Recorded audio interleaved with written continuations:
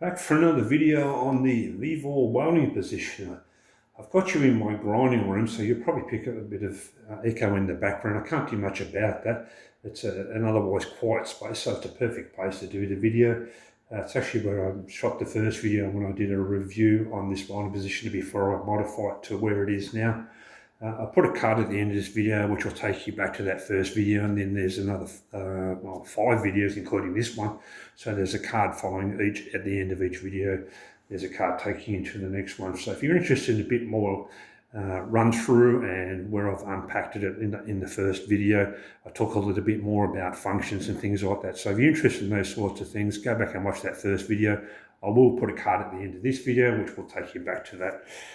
I'm just going to go through some questions first before I get into some of the things that are in front of you at the moment, so you have to bear with me a little bit. Some of the questions might help with some of the things that you guys might be thinking about. I've just picked up a few out of the 4 videos so far. Through hole for purging, which is a reasonable question. The standard, as it comes from the manufacturer, there is no through hole on the positioner. They do specify something about a 25mm hole or through hole. I can't remember what's on the spec sheet now.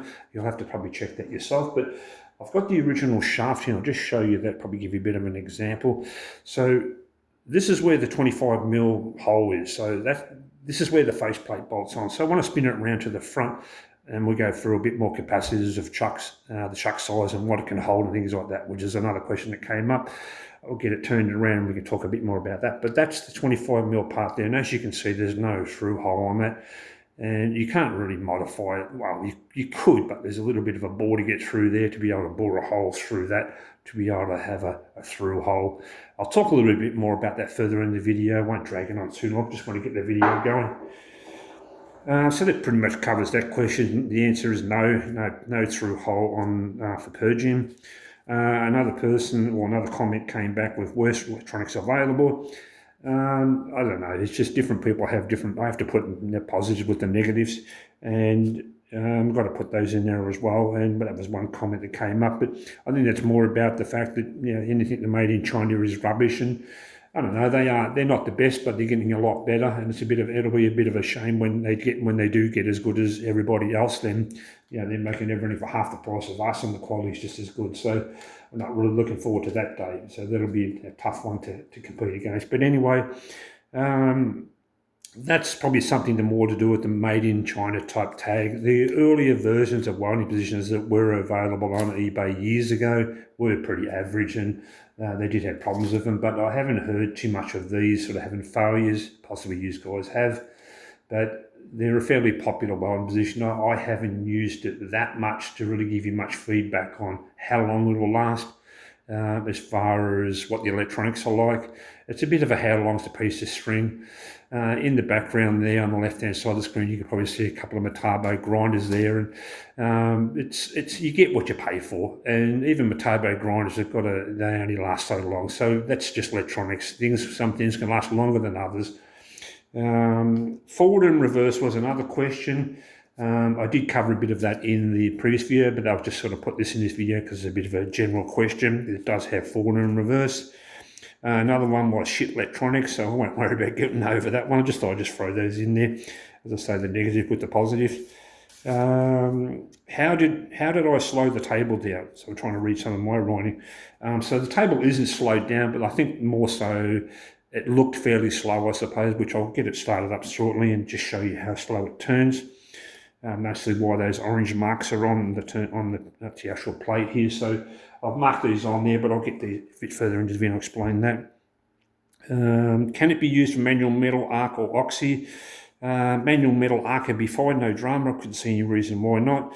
Probably not a common question, but it is something that someone might use it for. It's rated for 250 amps. I just wanted to make a point on that. So you'd be safe up to that point. I couldn't see why you couldn't go beyond that, but that's the manufacturer specifications for it. So oxy be okay, I suppose, just a bit of common sense, just more to do with heat getting back into the bearings. It does have roller bearings in the unit, so your earth's brought in through here, so there's no current going through the shaft.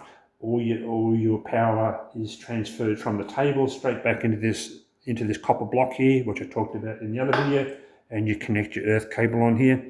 Up to you guys whether you want to put your earth clamp on there.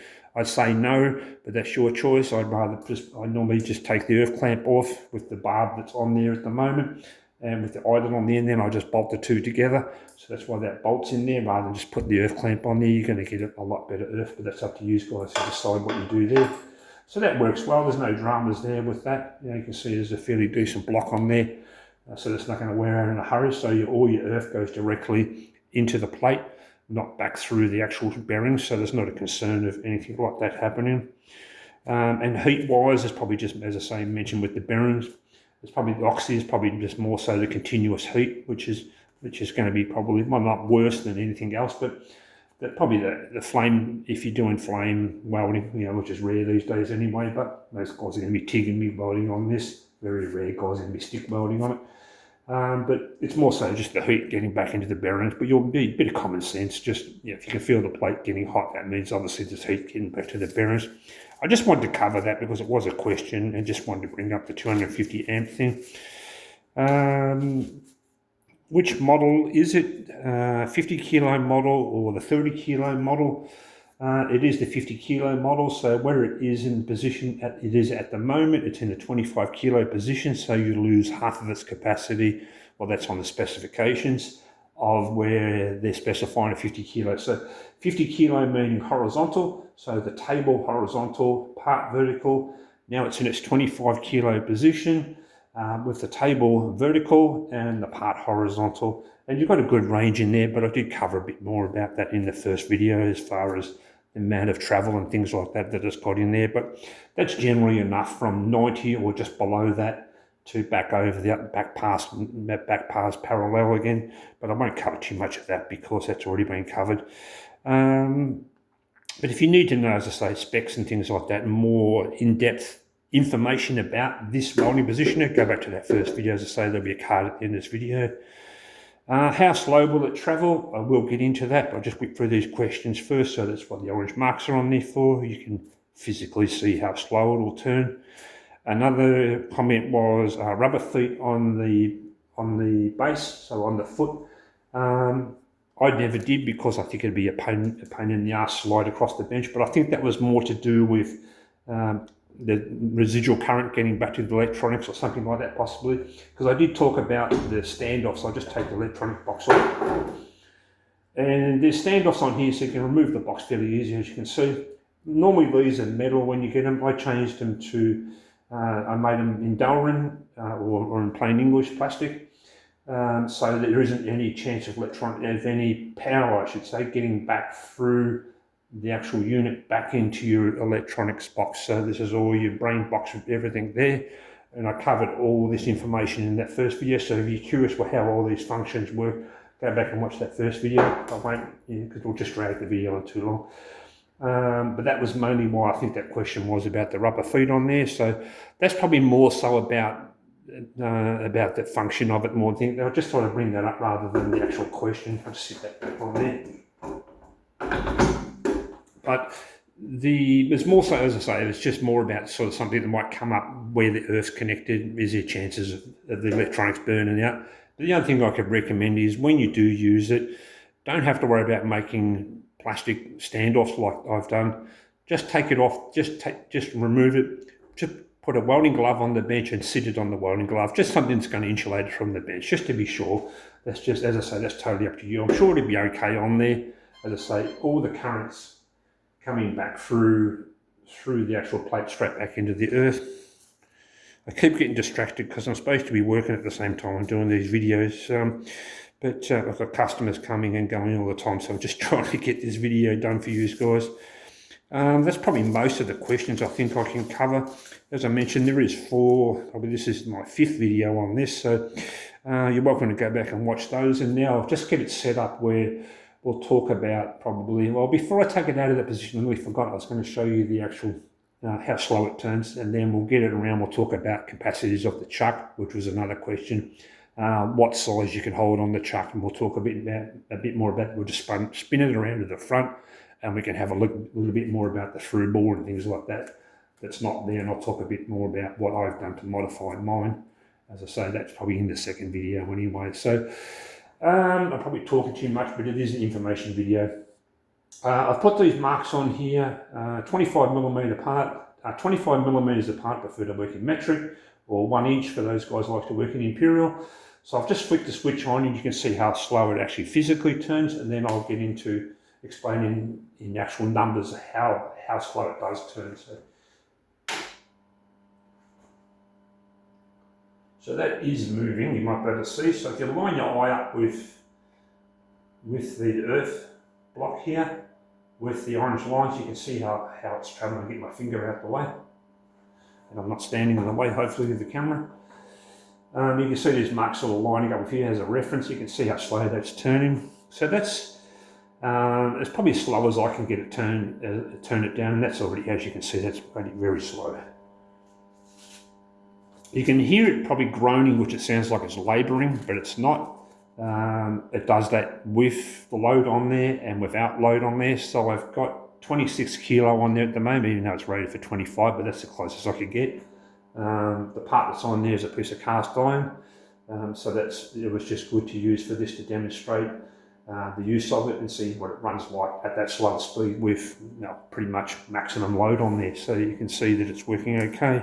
As I say, the groan you can hear in the background over me talking is just normal anyway. That's not, as I say, not labouring. Just make sure I get the right one. I've got these little pieces of paper I'm trying to read off. Travel speeds as far as manufacturers recommend. So something you guys be working on when you're looking it up. Minimum speed 0.5 to maximum of 6 revolutions per minute. So that doesn't really tell you much. I mean, it does, but as far as timing goes, so the speed it's travelling out now, loaded and unloaded, doesn't make any difference. Travel speed is still the same. Full rotation takes 11 minutes and 45 seconds at that speed, at that feed, I suppose you could say, or where it's set at the moment. I'm thinking in machining terms. And maximum, it takes 10 seconds to do a full rotation. So obviously you're not going to be welding it at that speed. But it's just more rapid in this position than anything else, so it does move fairly quickly. I didn't stand there watching it for the whole 11 minutes and 45 seconds. I just put a mark on there and I was setting something up and just timed to see how long it took to come back to that mark. So as you can physically see with your own eyes, it turns fairly slow.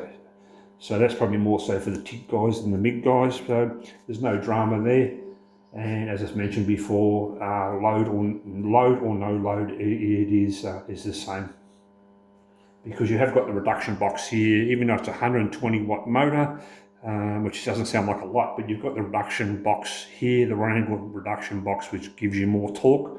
So regardless of the load that's on there, it still can run, keep that consistent speed on that low, how can you say, I'm thinking feed rate because I'm thinking in machining terms again, but when it's set on its minimum setting on the front of the controller, that it'll run, as I say, without load. Probably over explaining that, but that is something that probably most guys are concerned about, is how slow it will turn. That seems to be a bit of a repeat question. As I say, it's more for the TIG guys. I'll stop the video for the moment and I'll just reconfigure it into a better position where you can see the front of it. So I'll just stop the video and I'll bring these guys back and get it set up. As you can see, spun around to the front now. So I'm just going to talk about the capacities of the chuck, because that's probably the two main things: how fast it'll turn and what size part it will hold. So just to cover a couple of things before I get further into it, you have got an 80mm bore here, okay, so which works out to about 3 1/8, if I remember right, so imperial language. So you've got a 3-inch bore in, an easy 3-inch bore in there. 3 1/8 is pretty good size.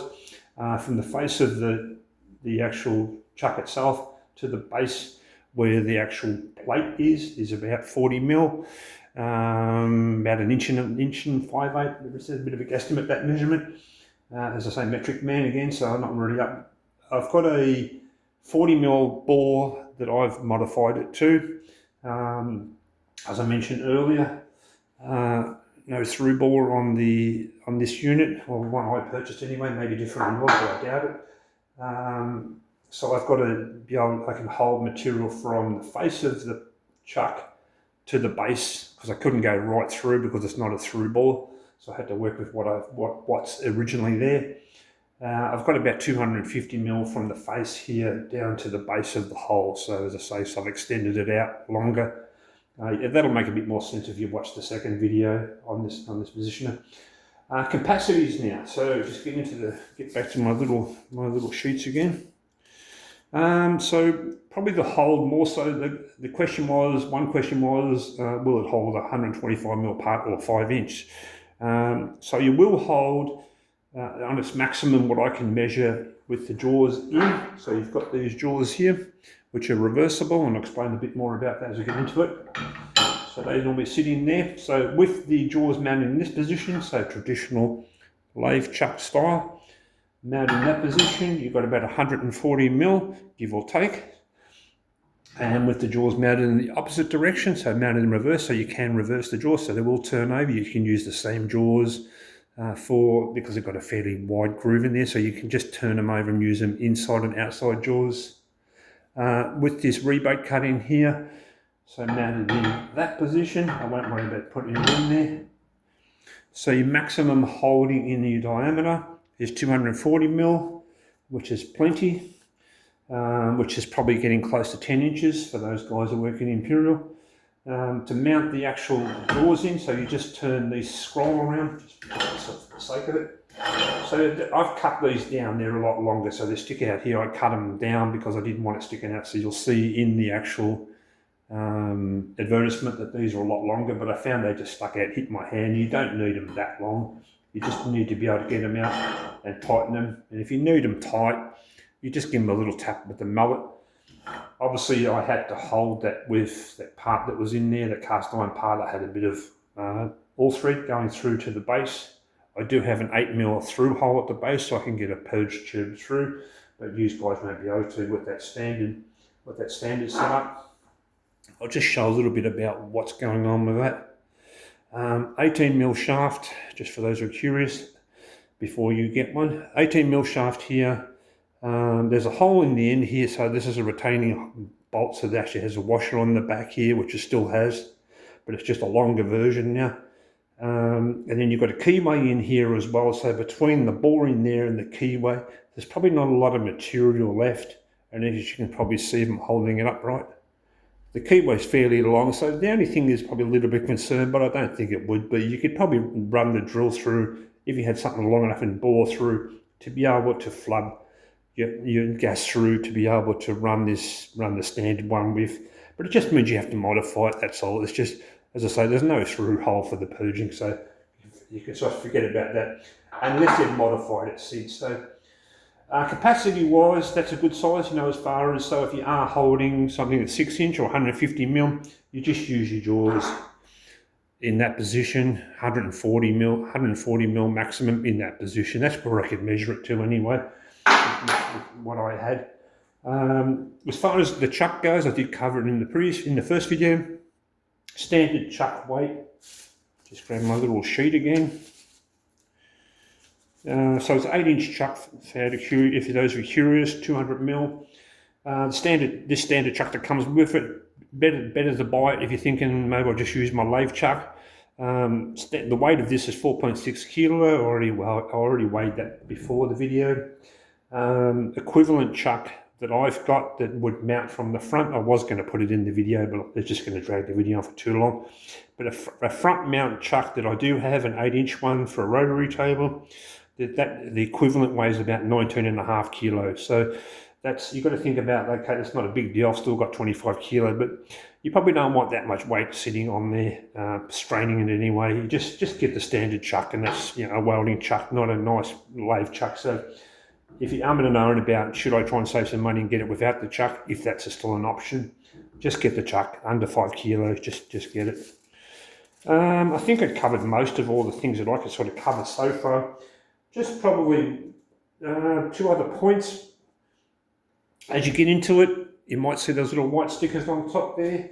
You just buy these little rolls of, just a little handy tip, you buy these little rolls of stickers that you can write on. Okay, hopefully that's showing up okay, not a big deal, but You just get the stickers, write your information on there, stick it on top. If you know, when you get your setting for what you're welding, stick it on top there instead of scribbling on top of the texter or your Sharpie, whatever. That way, if you make your changes, you just just rip those off, write a new one, put it over the top or whatever. So I've got a couple on there. I don't use it that much these days, but it is still very handy to have it sitting there for certain jobs. So that is one thing. One other little modification I'll bring you back for. I've got it for guys who are electrically minded. You'll understand what normally open and normally closed means. So I've got this set up the opposite how it comes from manufacturer. So normally with this foot control, you've got to push your foot down to make it move. Okay, so I'll just flip that on. I'll put it on the right setting. Should be right. Even I don't know what I'm doing. Should be okay. Yeah, that's right. Sorry, I've got myself confused now. So, even I don't know what I'm talking about. Normally you would push your foot down to make it go. Okay, so I've set it up in reverse. I'll pull this apart and show you what you do to be able to set it up how it's set up. So what you do is you set up. What I find is easier is, I just sort of add this in here for you guys, you use it or not use it, up to you.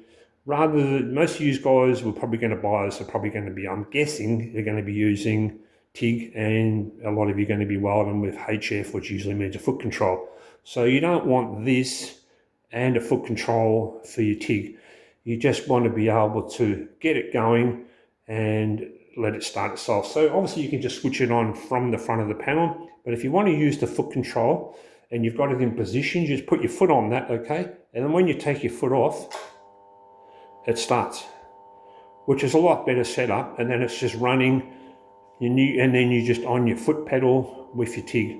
So that's a lot better. And when if you wanted it to stop, which you probably don't care anyway, you let it run past, you just put your foot on it again and you can stop it. Okay, for argument's sake, you've got something in there that you need to weld in a certain position. I don't know what you're making. Maybe you're making a triangular part and you want to weld each side and you want to spin it in position. Who knows? Maybe a square part or something. But you've got that option to be able to change over the wires inside the actual foot pedal. And as I say, I'll pull that apart and show you how to do that. It's pretty simple. You just take little C-clips off here, pull the pin out, and then get the actual box pulled apart. Just be careful taking it apart. There is a spring in there and so on. So just be careful you don't lose that. And then, as I say, foot off, starts. So I'll get that pulled apart and I'll bring you back. So with the foot part of it taken off, as I say, you've just got that little shaft that goes through this. So that's the foot part and that's the base. So you've got a little switch in here, okay? So in my part of the world, where our coding is, brown is active or positive and blue is negative or neutral. So you think it'd be the other way around, that brown would be going back to earth, but anyway, it doesn't matter. So all you do is just see, if you can probably see that okay, I'm looking at a little tiny screen, so it's probably over explaining it. You've got one terminal on here which you don't change, okay? But you've got two up here which changes it from normally open to normally closed. Okay, I can't remember which one's which. So it's wired up in the position where your foot's off and it's running, okay? And all you do is just change that from when you get it, it'll be on this front terminal, okay? So when you take it off, so with that held up the right way with the cable coming in at the top, you unsolder it from here, okay? And just move the wire to the back terminal, and that'll operate in opposite. So you hold your foot on there, release, it'll start. You want it to stop, put your foot down. As I say, it's just better for when you TIG rather than trying to juggle two foot controls at the same time, because sometimes you might be a bit tired and you get out of coordination with which one you're pressing on sometimes. So it just makes it a little bit easier. An easy mod. Doesn't take much to pull it apart. Little C-clip on the end of the shaft. Get up in the camera, you can see. C-clip on there, slide the shaft out. The cover just pops off. There's a spring down the bottom here. Just be careful not to lose it, not a big deal. And then just take the cover off. And then, as I say, just swap those wires from this position back to the lower one there. And then that'll run with the actual foot pedal in the open position or without your foot on it. A lot better. Up to you. I think I've covered most of what I can think of. Apologies for making it a big talk video, but it is a question and answers video. So or questions answered, I should say, and hopefully the information was useful. And in these 5 videos, I think there's enough information covered on this. I can pretty much sign off on the Vevor welding positioner now. So, but if there is something that I didn't make clear, or there's another, or you do have other questions, just let me know in the comments. Always happy to answer questions, and I look forward to seeing you guys back on something else that I'm putting out. I'll talk to you guys soon. Okay, bye bye for now.